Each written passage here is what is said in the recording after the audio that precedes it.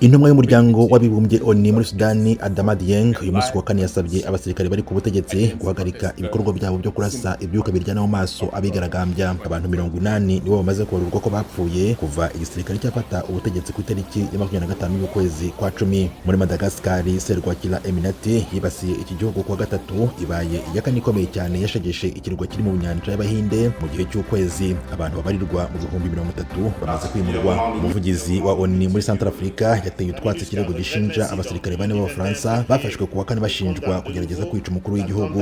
Ejo kuwa gatatu muri Libya, perezida w'inama nkuru y'igihugu yahagaritse yagombaga kwemeza guverinoma nshya nyuma y'ibura ry'umuriro wakurikiwe n'urufaya rw'amasasu. Turangiriza muri Afurika y'Epfo, aho abakinnyi, abakora ibikorwa byo kwiteza imbere, abafite amastudio bakoreramo ibintu bitandukanye, abashoramari baturutse hirya no hino bahuriye mu mujyi wa Cape Town ku nshuro ya kane ahizihizwa icyumweru cyahariwe imikino.